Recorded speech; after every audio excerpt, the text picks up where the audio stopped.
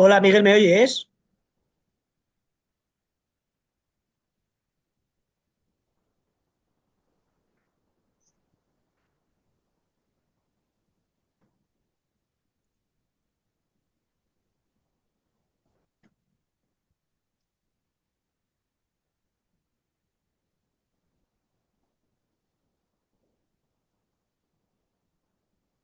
Hola Gonzalo, ¿me oyes?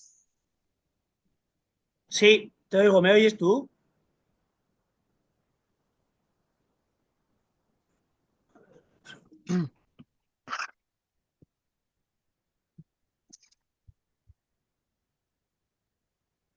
Yo no te oigo, Gonzalo. ¿Me oyes No. ahora, Miguel?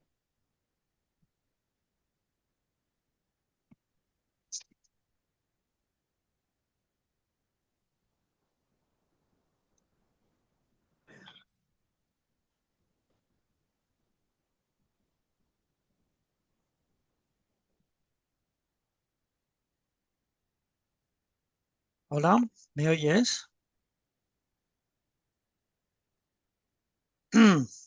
Yo no te oigo.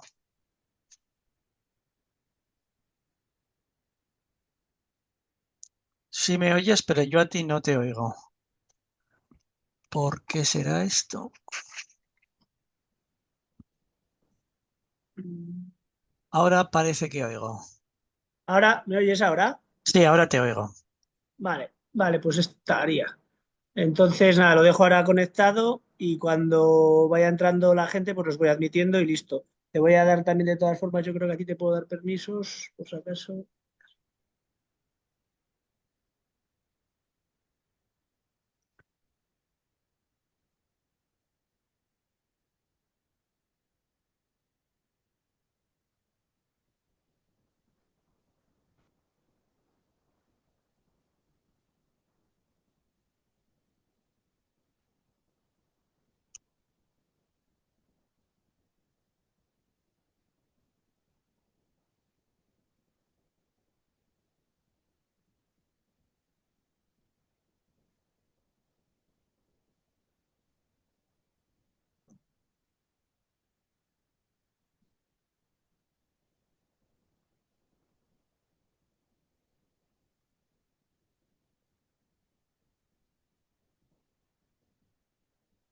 Vale, he permitido a todos los participantes compartir la pantalla y te he puesto a ti también de anfitrión por si acaso. ¿De acuerdo? Vale, Pues pues ahora muchas gracias. según se vayan conectando, los voy admitiendo. Muy bien.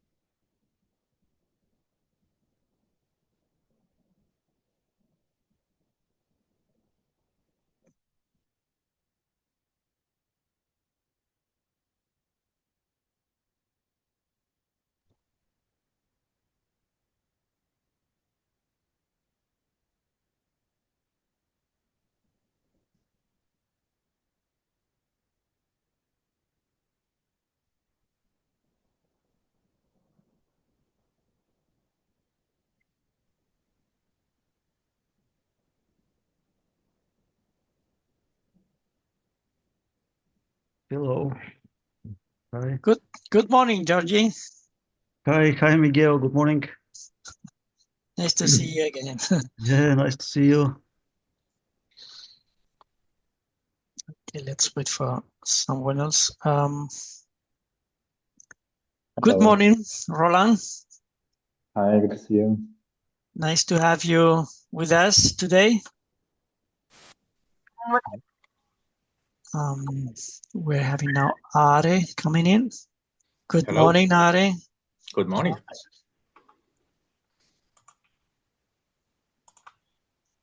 We will wait for some 5 minutes just to have some, to make room for more people if they are to get connected.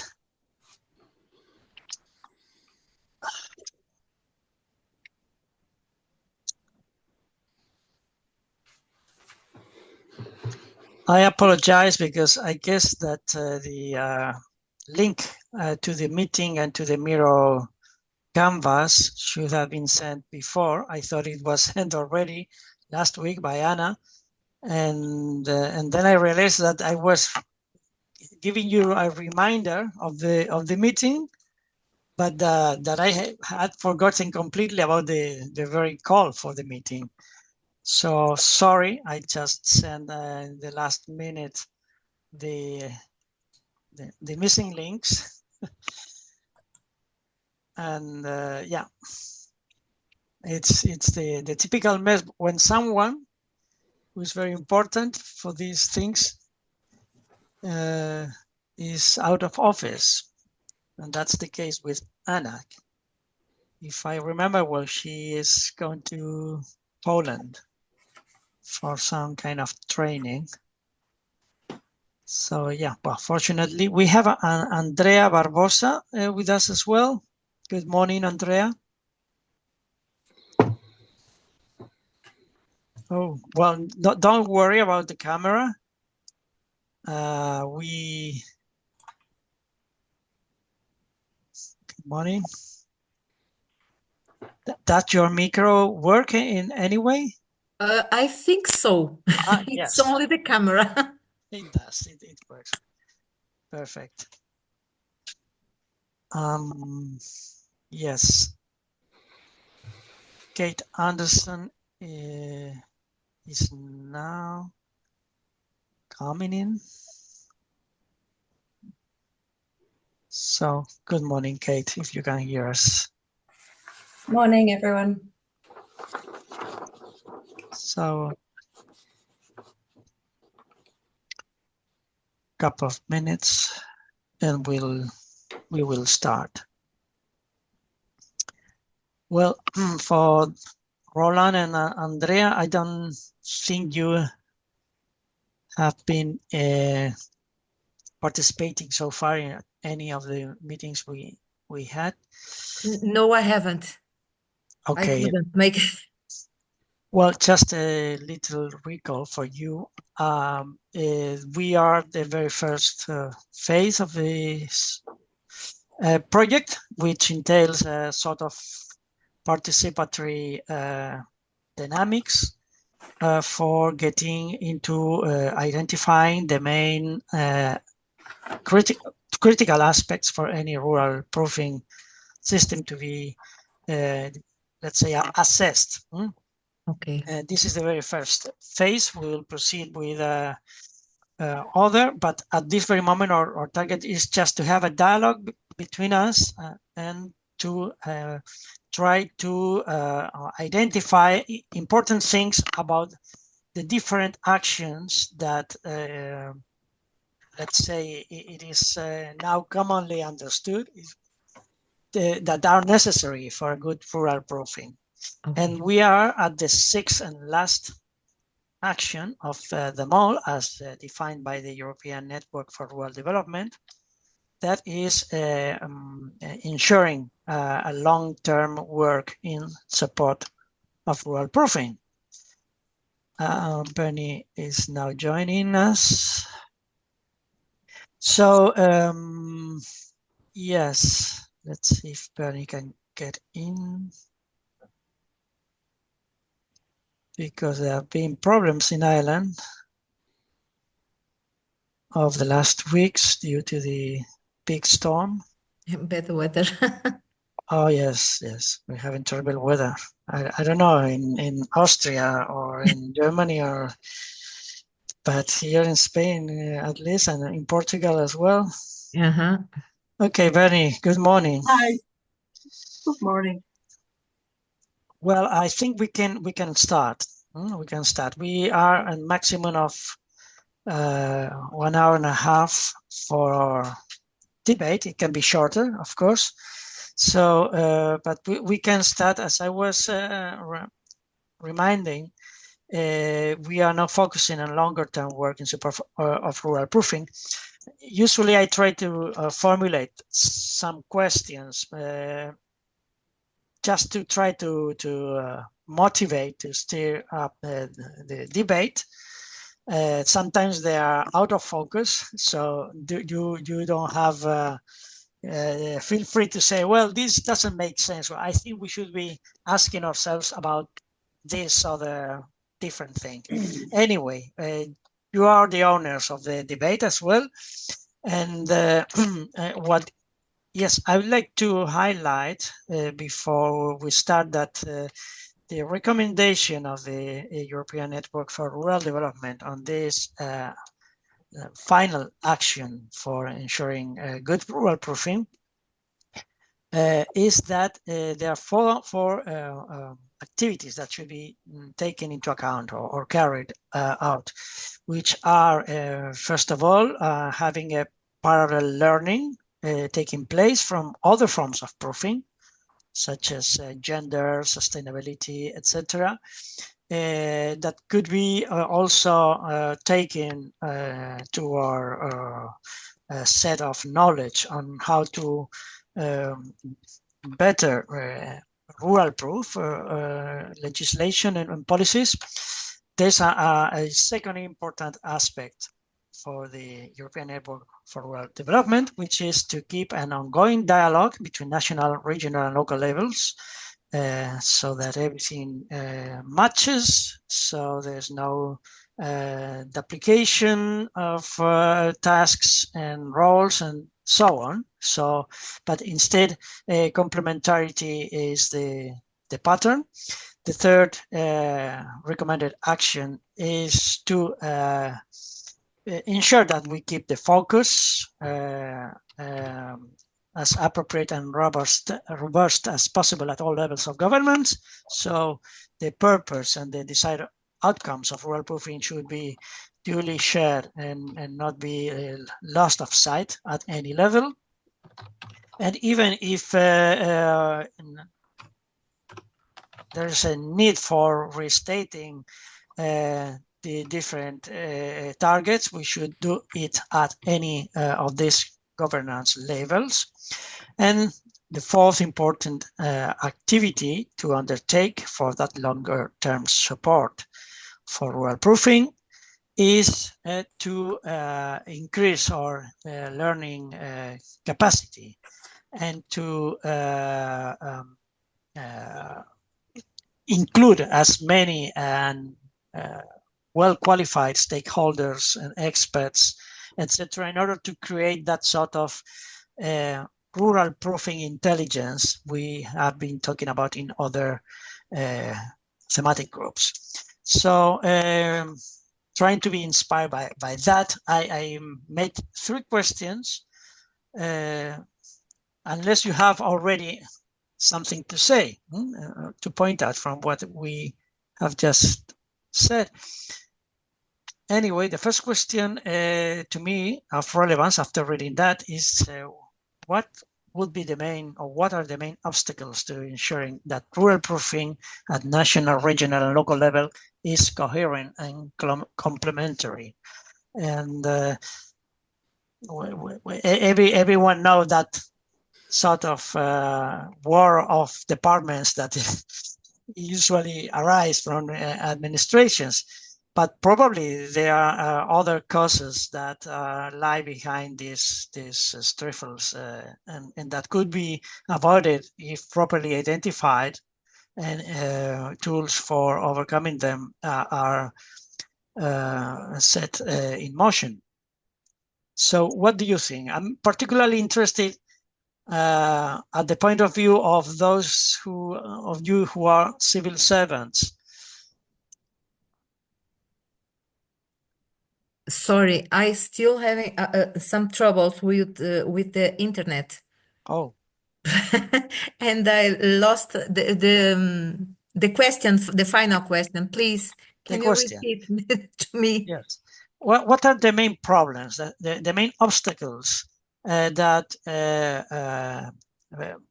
make rural proofing difficult to make coherent and complementary at the different governance levels? What are the main obstacles we should try to tackle if we want to create that good coordination, avoid overlapping, etc., etc.?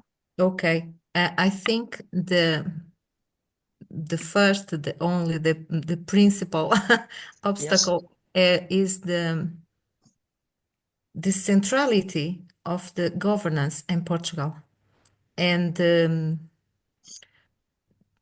people in the several levels don't think about rural proofing. They even the most of people don't understand the concept, don't realize about the importance for the territorial social cohesion in this little piece of territory, Portugal. All the main decisions is made in Lisbon by people working in desks in Lisbon. They don't look the other the other parts of the territory. It's all the same. So you would say that probably well, training or some kind of learning Yeah, is necessary at governmental level. yeah, tremendously. Okay, but you also say that although everything is very much centralized in Lisbon, Yeah, too much. the different ministries, they get along or not? Eventually. Because I mean that could be an advantage if you want to this. Although I can understand that there's it can be a big distance between Lisbon and the rural areas. Yeah. But at least within Lisbon, wouldn't it be an advantage that each ministry could easily get in contact with their colleagues from other ministries to develop that? Yeah, in one hand, it's an advantage. They still in the same place. They talk together. But the policy is still made by people. They live and work in big cities, and they don't understand the rural areas. We have specific issues in this territory, and rural area is not the same an urban area. Well, an example, they still make rules and legislation. Sorry for my English, I'm a bit rusted. They still make laws. The Green Deal, okay? The decarbonization, okay? They input some taxes and for the gas. In all of us, we need to pay. But in Lisbon, they have bus, metropolitan, more easy to displace the one place to another place. In rural areas, it's impossible. You don't have a car. It's impossible because we don't have bus, train, metro. We need to displace to one place to another place, and we need a car. We need a solution, but we need to pay the same taxes. It's a small detail, but reflect another aspects of our lives. I Okay. make me clear? Yeah, very clear, very clear. In other countries, like in Austria, where the administration and it's very decentralized, or at least their regions have more power to Okay. apply policies. And I don't know if Roland has also an opinion on this from the other perspective.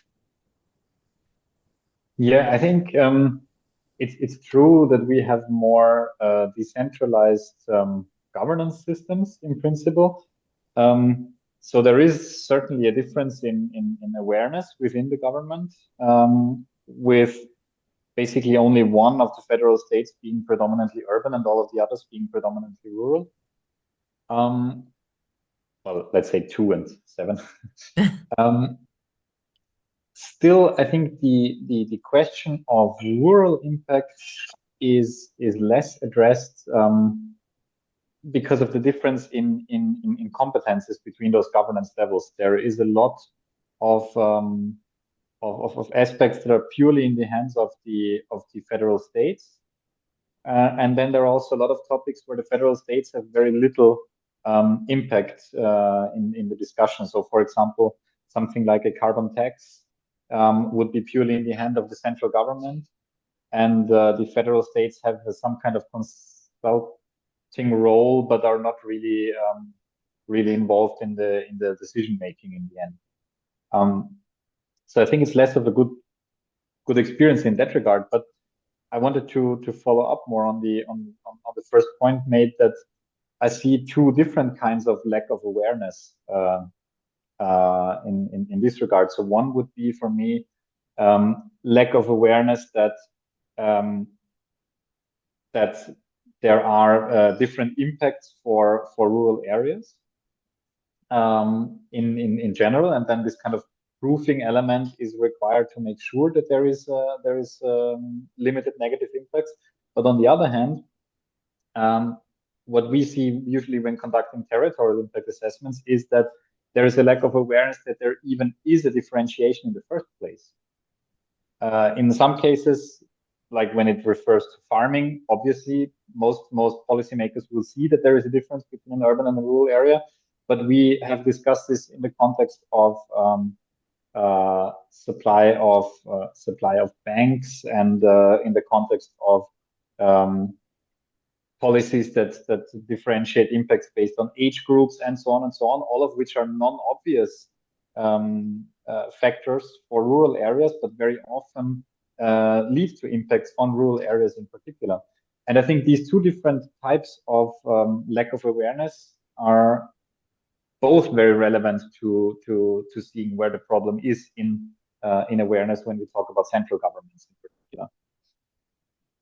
Yes, this question is a little bit tricky because, in fact, this long-term work in support of rural proofing has the assumption that other important actions previously treated are already at least launched, and maybe there are people working on them, and I mean by them, for instance, Action 2, establishing a shared, positive but shared vision of rural areas, and also Action 3, establishing coordinated roles and responsibilities.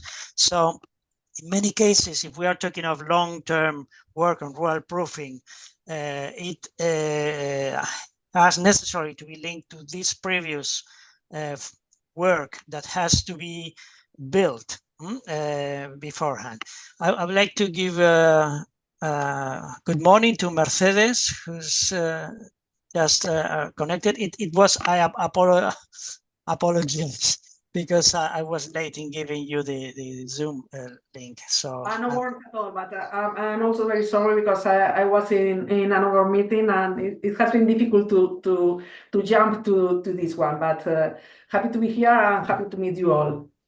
okay. I'm sorry for the delay. No, thank you for coming. Well, any more comments on this?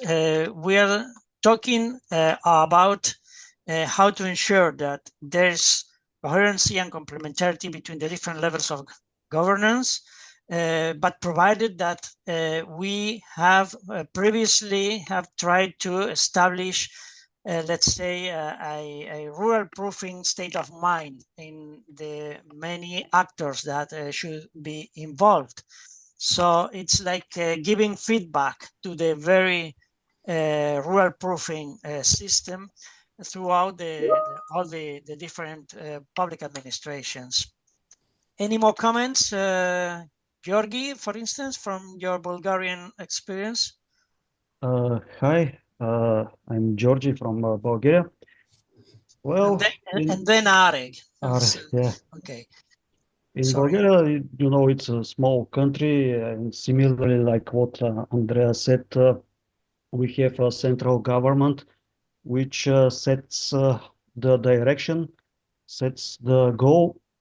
For example, what policy should be developed at a lower level, at local and regional level. And then comes the main problem for small municipalities, which need to develop these policies because they lack of capacity, lack of personnel, trained staff, etc. So it's very difficult for them to develop targeted policies at a very low level. I would like just to mention this. I agree with the colleagues. Which, okay, so and miscommunication between departments in Bucharest is as Sofia. Oh, Sofia. Sorry. Yeah, Bucharest is Romania. Yeah. Yeah, Romania. Well, we'll come to the Romanians as well someday. Not today. Sorry, Sofia. Is this the same problem as in Lisbon?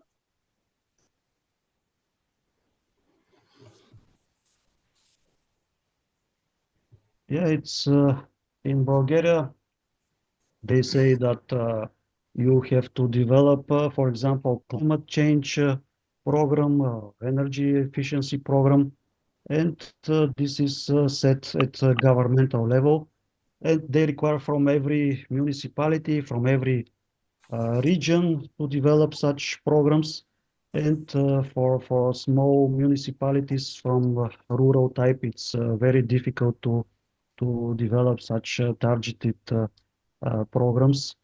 I am commenting this on behalf of my organization. It's an NGO. It's not a public organization. It's not public administration. So we are working very closely with such municipalities, small ones, to help them draft their programs, especially related to environment, protection of environment, climate changes, and energy, sustainable energy. So this is my main opinion about this issue. Are, please, you like to add?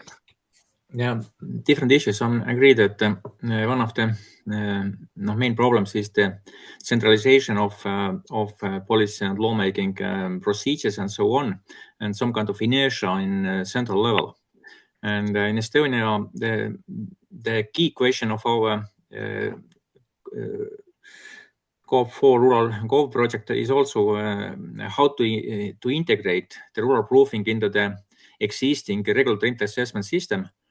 And there are many details, and we have the problems between ministries or departments, and the regional and local authorities level is not so developed. And we are now planning the special workshop for our main region in South Estonia with municipalities and regional development centers. Also how to borrow good ideas from other countries. And I analyzed, for example, this English guideline in this sense that where are the problems between central cabinet office level and the regional level. And I studied many years ago the central level. And also understood that on the level of England and on the level of Scotland, there are a lot of freedom, and it is a good issue. But how to integrate this local rural proofing procedures and data collection and also political communication to the central level and to influence the central level, it is quite problematic. I translated this English British system. This list, it is the central government procedures, and it is the rural proofing procedures.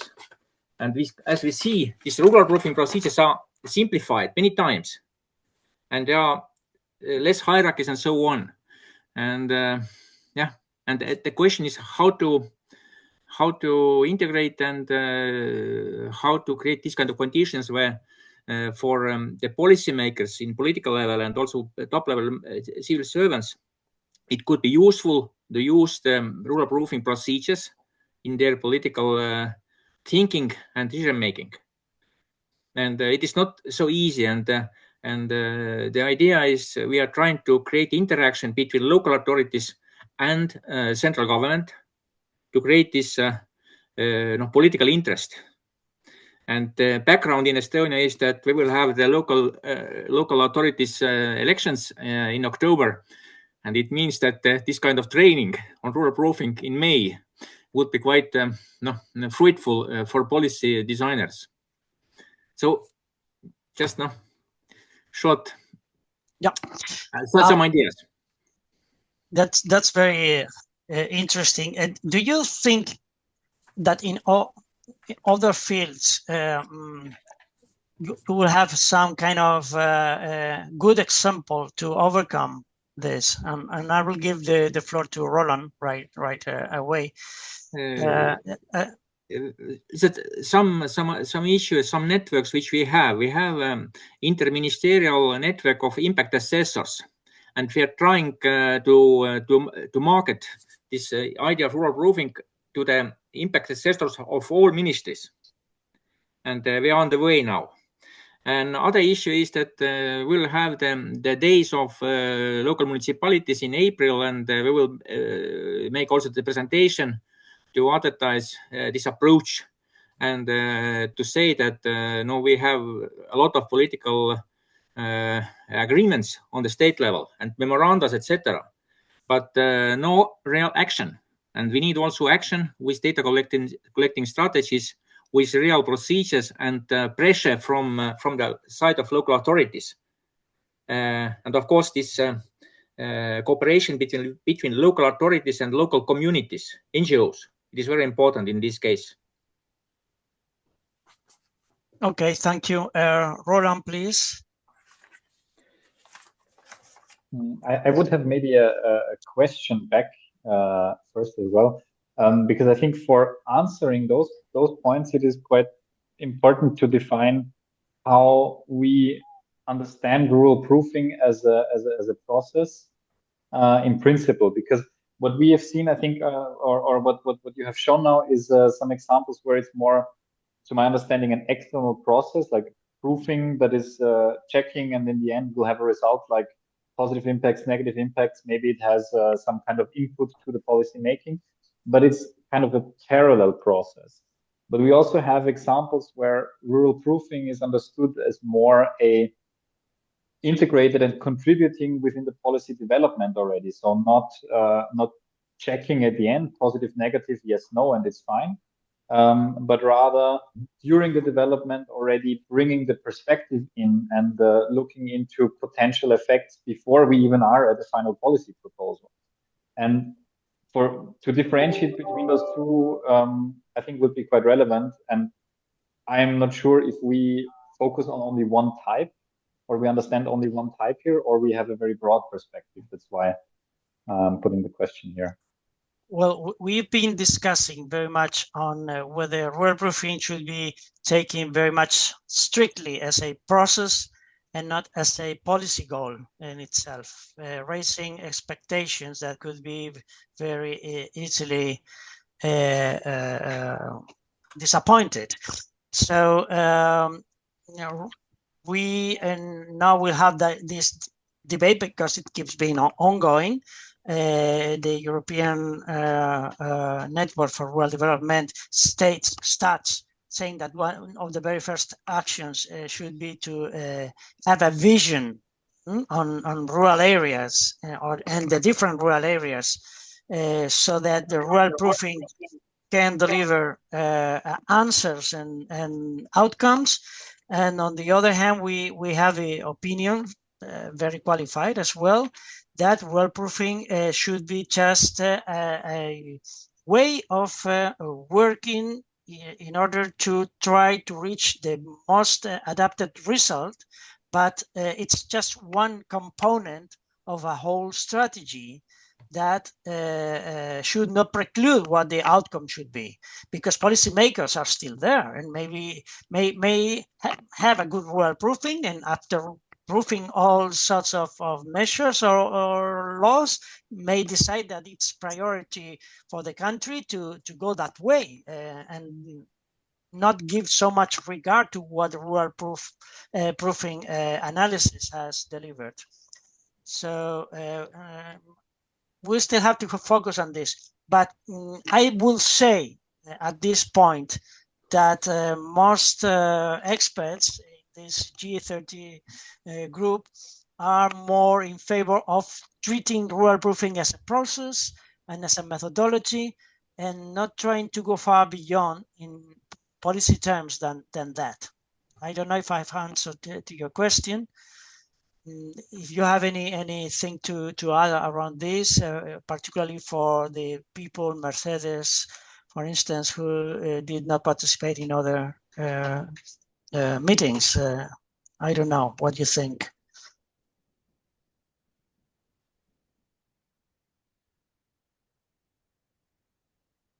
I think for me, it's clear. Thanks for the clarification. It was quite important, because from my experience, where we were able to actually have the most impact in actual policy making, this is coming more from the environmental side than from the rural proofing side. But whenever we were involved side by side during policy development, we had the most chance to influence what was actually included in policies. For example, when developing funding programs, we realized that many policymakers were simply not aware of the implications their actions and their formulations in the funding programs might have. And with very little additional effort, we could ensure that we have potential positive environmental impacts that they were simply not aware of. So in this case, it was not the kind of checkmark exercise where you could say in the end, yes, it was done or it was not done, but it was more like an accompanying process. And I think it was also perceived quite well, because for them, for the policymaking side, it was not the issue of not wanting to create those positive impacts. It was simply that they didn't know how to specifically do that within their policy. So not the opposition, but just the lack of knowledge of how to. I think that was one of the key points. Okay. And even more, sorry, I think that sometimes they avoid to take risk. And for them, it's easier to continue in business as usual than to add new topics, because here in Spain we have the environmental evaluation for the main policies, and they are quite focused in the 3 standard topics that are quite common. But no civil servant is thinking about adding rural impact or adding new KPIs that could give information about this.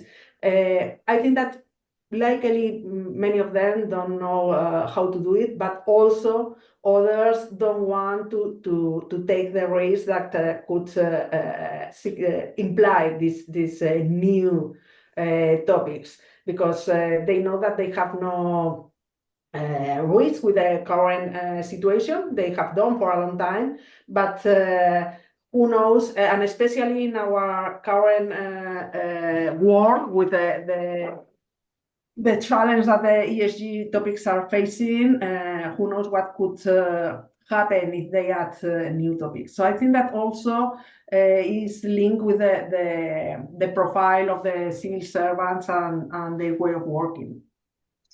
But it hasn't always been that way, or sometimes there are exceptions, and that could be inspiring.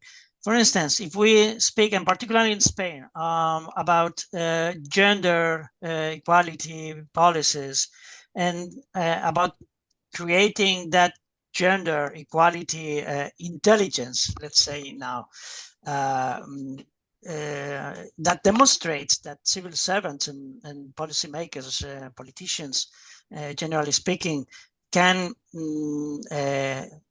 introduce that lens and can make better informed decisions. So what are the key for this to happen? What's the formula, in your opinion? In my mind, I think that there is a specific law for that, and we have not a specific law for rural topics.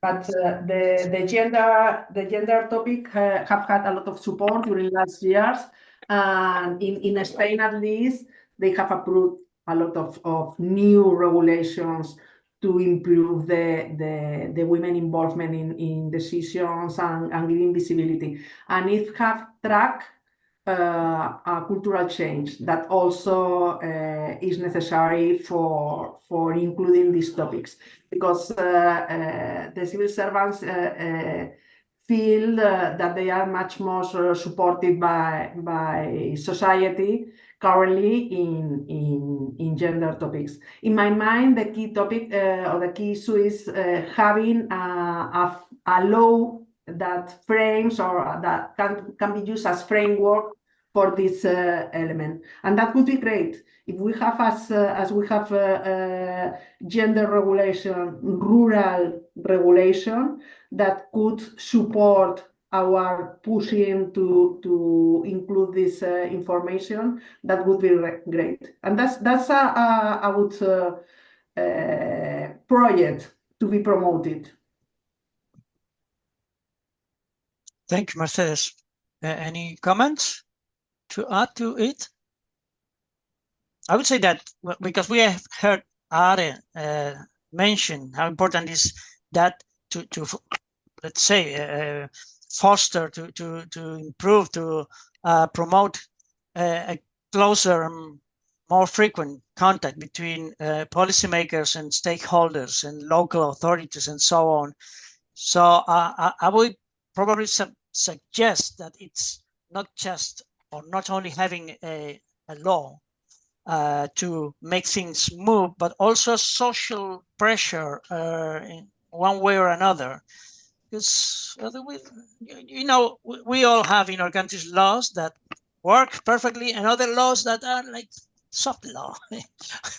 I don't know, but probably it goes the two ways. What do you think? Yeah. In the case of Portugal, is difficult to engage the civils and the governance. We have a gap between the politician and the civil society.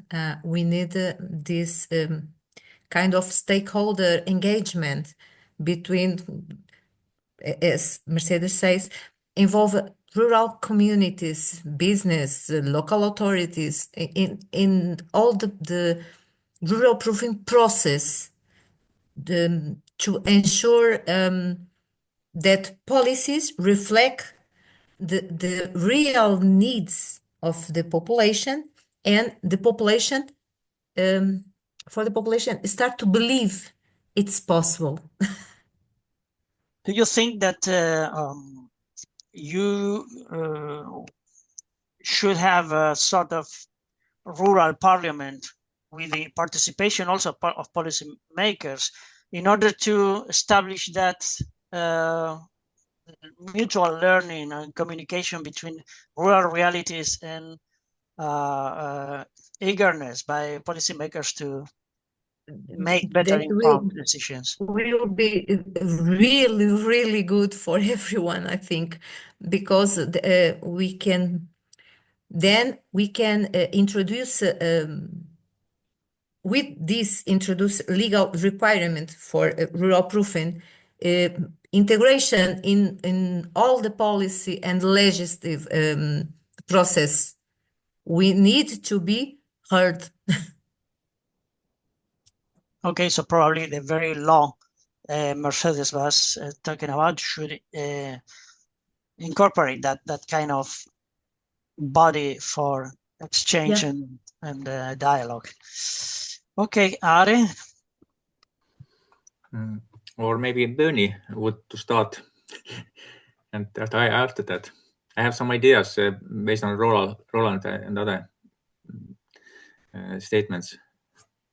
Or in brief, first of all, Roland statements remind me that usually policymakers they are not very well informed what kind of possibilities they have using impact assessment, or in concrete case the rural impact assessment. And based on this, Claudio Rodelli studies on the level of EU Commission and why the regulatory impact assessment is not used or is used. So that these two main ideas for this impact assessment. First is that it gives for the policymaker the tool how to press the civil servants, the ministries, the public administration, and the policymakers can say that, using impact assessment data, I will make the public administration work very well, or how to say it. And the second, and maybe the most important, is how to avoid uncertainties and risk in society. And impact assessment and rural proofing as a risk assessment tool to avoid social, economic, environmental, etc. risks in rural and in other areas. And if the law has different impacts in rural areas and urban areas, then of course the focus on rural areas. Maybe this idea that this political economy approach, why rural proofing is or would be useful for policymakers. And then in this European Network of Rural Development paper also it is that we need different tools how to raise the awareness and capabilities of policymakers to use the rural proofing toolbox and advising guidelines and also how to use them in political communication. So that this kind of toolbox would be also our approach. But it makes me think of trying to convince policymakers that rural proofing is cost efficient, and that's not obvious, and particularly when you are trying to embed it in the public administration.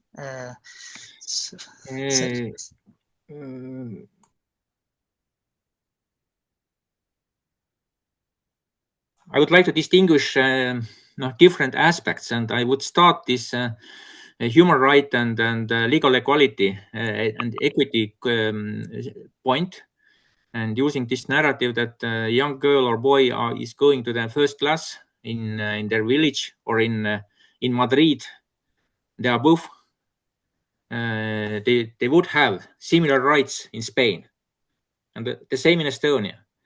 I would start with this constitutional issues and cost-benefit analysis, how to balance society.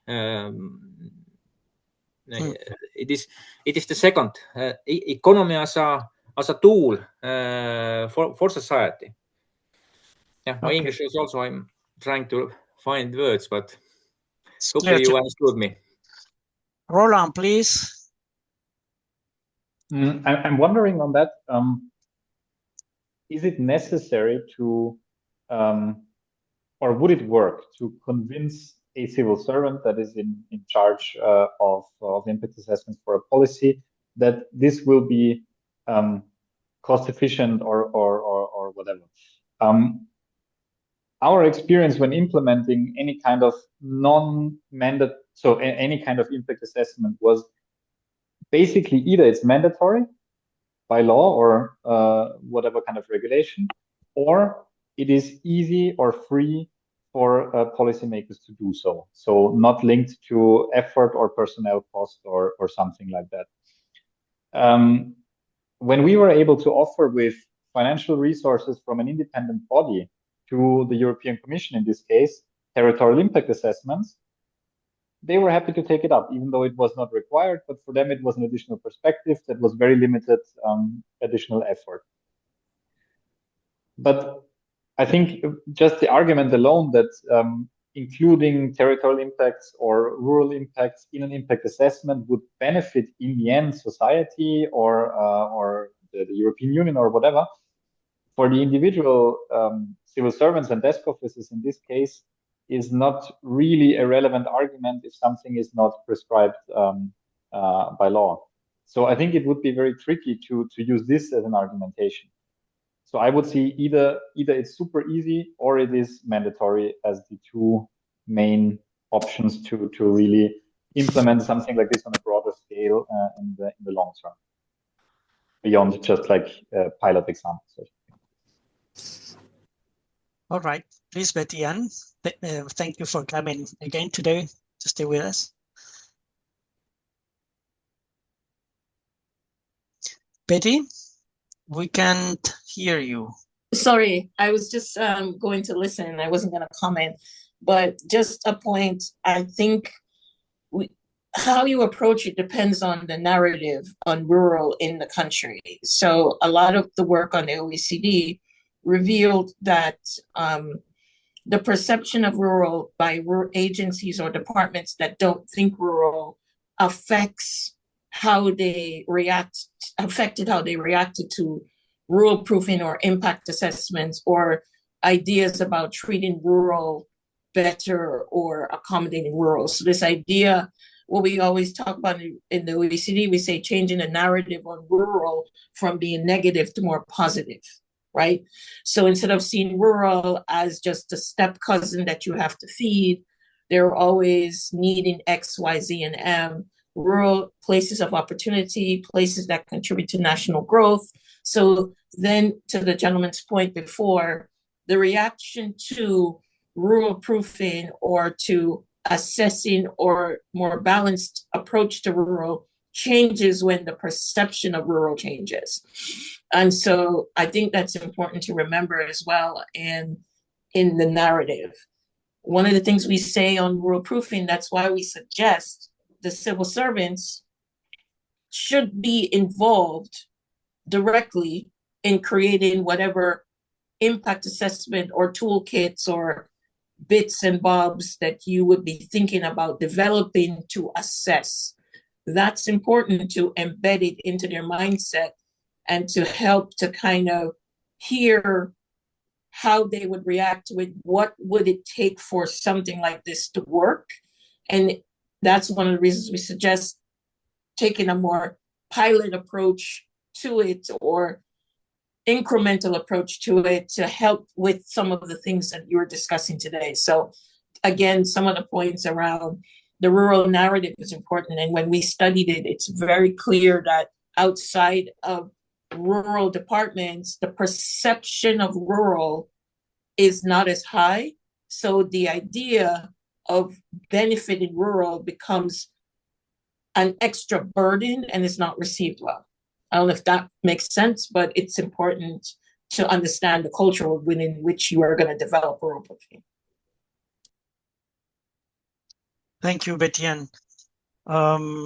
So as a part of that long-term work for keeping fresh and efficient rural proofing, keeping also that successful narrative, or maybe adapting it if the first attempt has not been as successful or could be improvable, is an important part of the work to be done.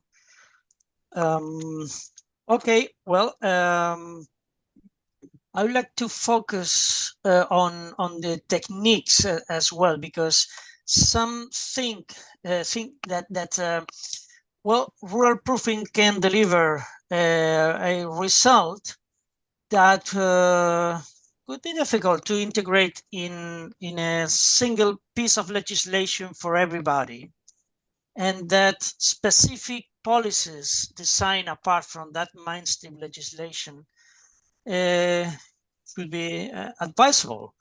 But to me, it's important if thinking on giving feedback to rural proofing is to what extent we should tend to favor legislative mainstream solutions for rural areas, or calling for specific policies because one cannot give a suit fit for everybody.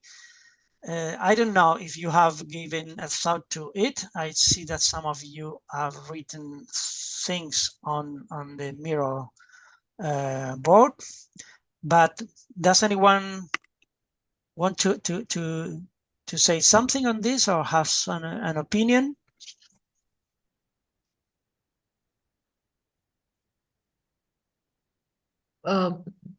Sorry, Miguel. I think the easier way to start is implement pilot initiatives to test these rural specific interventions before we thought on a full scale of policies, definitely implementation in our countries, I think. Mm-hmm. But I know it's difficult to. Yes, because I have the tendency to imagine that in centralized countries like Bulgaria or Portugal, mainstream legislation will be the only solution. Let's say if you want to rural proof, you will have to rural proof projects that go for the general country, and then try to find the way to make the adjustments for rural situations. Let's call them like that. Hey, Miguel, this is BA. Sorry, I couldn't find my hand button on this today. a question is, there's legislation, but it's legislation plus what else? And maybe I missed that because I joined. But legislation or law by itself is not going to be enough to say that rule proofing is happening, or that rule proofing is happening in an effective and a successful way. It's simply a way of codifying a practice of saying, in this legislation, at a certain point, you should check for apply a territorial lens or something, right? So you can't be, I mean, you could have a law that's super specific, but it would be hard. So to me, it's legislation plus what? Because studies reveal that you could easily, with a law, have the rule proofing process be very much so a checklist. A perfunctory, all you've codified, all you've put into law is that now a person must say, I've checked a box, I've checked this. So then are you happy? Is rule proofing successful? So to me, you have to say, even with the law, what does it take for the rule proofing process to be successful? So if you're going the legal route, now you have a formal mandate to act. But what else plus? I always say it's a math problem.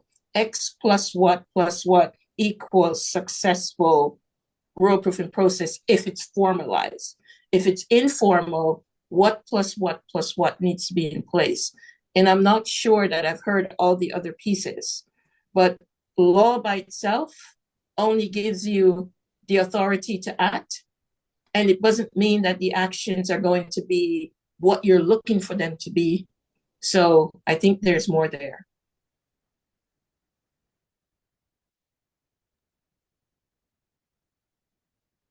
Thank you. Thank you again, Betty-Ann. Any comments on this? Maybe a brief comment that in comparison to US and Spain and other countries, Estonia is very small, and we have very small hierarchies in comparison to other countries. And we are trying to, today morning we had a meeting, how to integrate this the process of secondary negotiation and service design, so that and in the process of legal design and service design, the stakeholders would be involved into this process. And not in all cases we can use it because sometimes the political agenda is very clear and there's no possibilities to use this co-creation approach. But if it's possible, also we are thinking on the new period of European Union agricultural and rural policy, that if there are new ideas how to use the legal design and service design methods as we used in OLIDE. Thank you, Ari. Roland? I think for me, one of the key questions is what is the ambition level that we have and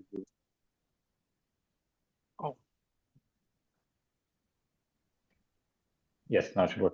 Yeah. So what is the ambition level? If I think about an example where we work a lot is the strategic environmental assessments. Here we have a legal requirement to do them for a lot of plans and so on. But the actual implementation of them is very flexible, I would say. So there is no hard requirements. It's not like environmental impact assessments with much stricter thresholds, boundaries, and so on and so on. But it's more like an open method, I would say, for people to apply. And there has been a lot of development where standardized methods for a lot of different plans have been developed. Sometimes this impact assessment has a very good and very positive impact on the actual plan or policy design. In some cases, it doesn't, because simply the policymakers are not interested in that, and they see this as, I only want my green check mark and that's it. So do it as simple as possible. But still, in 30, 40, 20, 50% of the time, you have a positive impact. And with such a very loose approach, so not wanting very high ambitions from the beginning, but just saying, if I have a legal requirement to do something, but I leave the actual implementation open, can, in my opinion, have quite good results. But you have to be, well, happy with the fact that maybe in 50, 60, 70% of the time you don't have it. So this is something to consider when talking about such an approach. Okay, thank you, Roland. Any more questions? We could probably focus now on the third issue I was trying to raise. You can raise other alternative, as I said, I insist. So one of my questions is what actions would have to be applied to generate rural proofing intelligence among policymakers and public administrations? It's that understanding of we incorporate that rural lens and we know what to do with other actors about it. But how do we get to that splendid state of mind in our policymakers so as to act positively and efficiently to generate a good rural proofing, and as a consequence, well-informed decisions having effects on rural communities?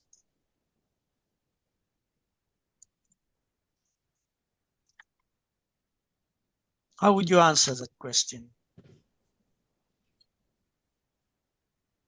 Miguel, if I may, isn't that two parts to that question? First is the information has to be available in a concise and timely way, information, meaning the evidence. And two, there's a time issue as well that needs to be considered. Is it a new policy? You know, when you rural proof, do you have how much time do you have to get that information together to share it in the policy making? Where are you in the policy making process to transmit that information? Because that matters as well. But I think the evidence gathering is a longer process. So you have to think about that. Simple example to illustrate the point. When I was in government, and obviously I'm in a federal system in the US, the road of rural proofing is when an issue came up, we would say, how do you see this working in rural? That's literally the question we would ask. Someone would stop and say, what do you mean? And then we would have to go and find the evidence. Now, if we didn't have the evidence on hand, we lost a moment to inform the policy. Do you see what I mean? Because we had a window. So we had to find ways to gather the data in advance. So when we asked the question, we could immediately say, it would affect rural in this way versus that way. And we had evidence to show that. So I think the evidence gathering should be separated from it. It should be already happening. So that when you do now have new strategies that are being developed or policies that are being redesigned, whatever it means at whatever level, you also already have some type of intelligence to share about potential impact. That's one way. But if I've well understood you, Betiam, you were talking of two steps or phases. One should be around gathering evidence and the other one transmitting it properly? Yes. Okay. In order to... Yeah. Because again, the audience that will be receiving the evidence, it needs to be kind of shared in a way that's translatable and understandable and clear. So it's not enough that you've developed this evidence and you're given a bunch of graphs, but no one understands it. So the evidence or the intelligence is collected, but it has to be delivered in a way that is easily read by the person you're sharing the evidence with. And in our studies and in the interviews we did, the feedback we received was we didn't understand what was being told to us. We didn't understand what they shared. We didn't have time. No one explained, so you're trying to respond to some of these potential hiccups in getting them to focus on what you want them to focus on. So. Okay, well, we'll say goodbye to Mercedes, who's got to leave us. She's another meeting now. Well, small addition from my side. Today, before the lunch, was the presentations of rustic and granular projects in the scientific project on rural roofing. And this, as Peter said, is data-driven living labs and also policy documents. And I would say that this Netherlands case and also Poland case today morning was interesting in this sense, how the data are shown in the map, on the map of the country, and this variety of different impacts in different regions. And if the critical regions are in red and good regions in green, for example, then this map as a communicator, what's going on. And the law has to be similar in all regions and in all municipalities. But how the socioeconomic impact is different. It would also as part of communication. But register-based, study-based databases quickly available. It's very important. So it works not only for an ongoing rural proofing process, but also to convince people how different things could be in some way, according to evidence. If rural proofing was introduced at the time we adopted this or that law, this or that policy. And it's an important part, of course, not only for the conception of and the embedment, sorry, English, of any rural proofing, but also for giving that feedback that it's needed for it to expand, consolidate, and also correct its inconsistencies. So, good. Can I read? If you don't have anything to add, I don't know, Bernie, if you would like to add something, as you haven't talked so far. If not, I will go on and read the stickers that are ready. Okay, Bernie, thank you. No, I think everybody has said exactly what I agree with.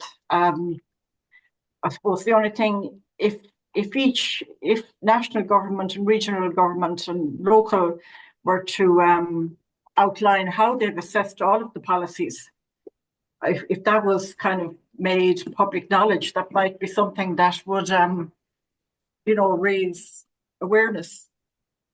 That's all I can add to it at the moment. Training, of course, and it is all about time. And if something is taking is cumbersome and complex, it won't be done. So, yeah, I agree with all of the previous. Thank you. Thank you. Thanks, Miguel. Thanks, Bernie. Well, so if you allow me, I will go on and read the stickers on main obstacles for coherent and complementary action between national, regional, and local levels. It's pointed out that lack of awareness of territorial differentiation of impacts for non-obvious aspects. Well, that I guess relates to the extent rural realities are unknown by policymakers many times. Another sticker reads, difference in competences. One level is implementing policies, but impacts materialize on a different levels. That's a good comment, very, very to the point. Another one says, independent support to policymakers is required. The civil servant cannot be left alone with the task. I absolutely agree with it. On the second question or set of questions I suggested for this session, we can read obstacles to ensuring coherent and complementary rural proofing in Portugal, fragmented governance and policy implementation. In Portugal, rural development policies involve multiple ministries, agriculture, territorial cohesion, environment, etc. Regional authorities, CCDRs, Comissários de Coordenação e Desenvolvimento Regional, and local municipalities, often leading to overlapping responsibilities and inconsistent implementation of rural proofing. So Andrea gives us an idea of how terrible this can be in a centralized country that has no enough contact with rural realities and how to face them. So another sticker reads, pragmatically, the body that the initiative originated with. So it stresses the impact probably of the importance of the very department that is responsible for designing laws and policies should be the one to take care of that coherence in between departments. So we can read as well that weak institutionalization of rural proofing is a part of the problem. So unlike some other EU countries, Portugal does not have a legally mandated rural proofing framework, making its application inconsistent across policy areas. While rural development is a priority under the Programa Nacional de Política de Ordenamento do Território, rural proofing is not systematically enforced in national and regional strategies. Well, that illustrates very much how pertinent rural proofing could be for this program. Insufficient financial and human resources is another factor. Many rural municipalities and regional administrations lack the necessary funding and technical expertise to conduct thorough rural impact assessments. This leads to a reactive rather than proactive approach to rural proofing. So whenever giving feedback, of course, previously resources, staff, and powers and authority should be given to those responsible for rural proofing. And that's something that has been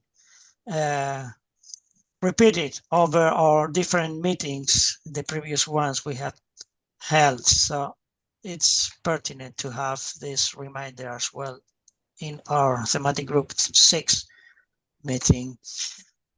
As for the third question, stickers read, training and capacity building is one of the actions to be undertaken to generate that rural proofing intelligence.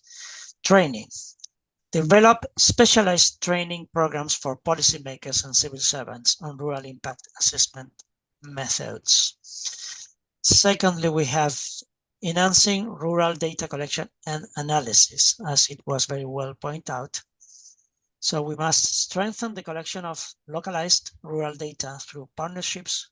Hey, Miguel. Sorry? Miguel, just a quick question on the comment on training. Yes, please. Is there also space? There is training on the impact assessment, but there is also training on valuing rural.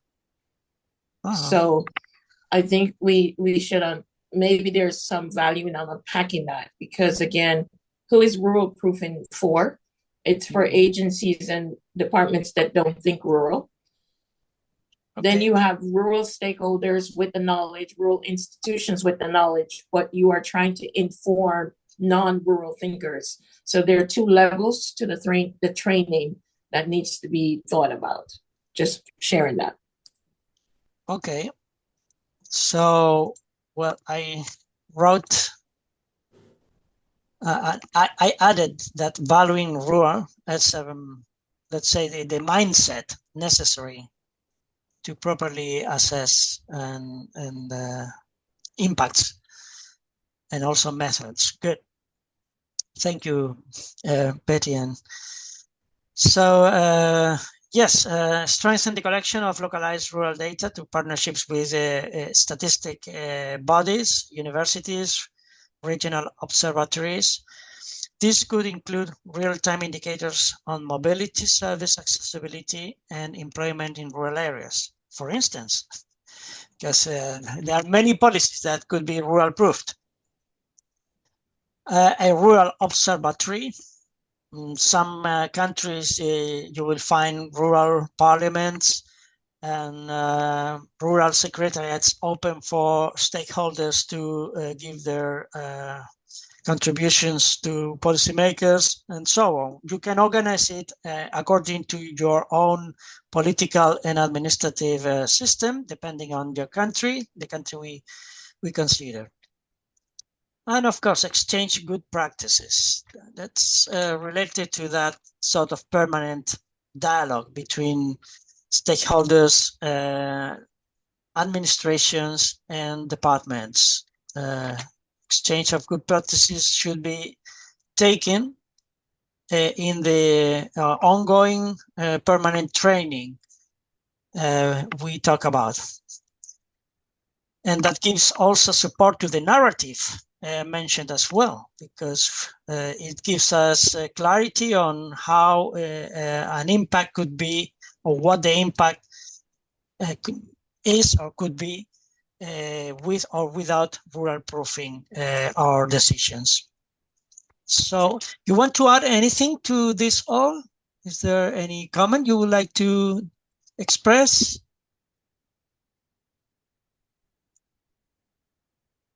Okay. Well, if not, we have spent good 1 hour and a quarter of an hour, so I don't want to take any longer your kindness in being here today, and I will thank you very much and hope to thank you personally in Cuenca, the ones of you who will be able to attend to this meeting, and if not, we will have over the next weeks new meetings to assess other aspects. We will go through case studies, and we will focus particularly on evaluating and monitoring. That will be the issue that we'll be focusing on, but our point of departure will be actual, real experiences, case studies from other countries. Canada, the UK, the USA, I don't know. Certainly, we will have a lot of learning ahead of us. So, nothing else to say. Goodbye, take care of yourselves. Thank you. Thank you. Thank you, Miguel. Thank you. Thank you, Miguel. Bye-bye. Bye. Bye-bye. Thank you all. Bye-bye. Bye.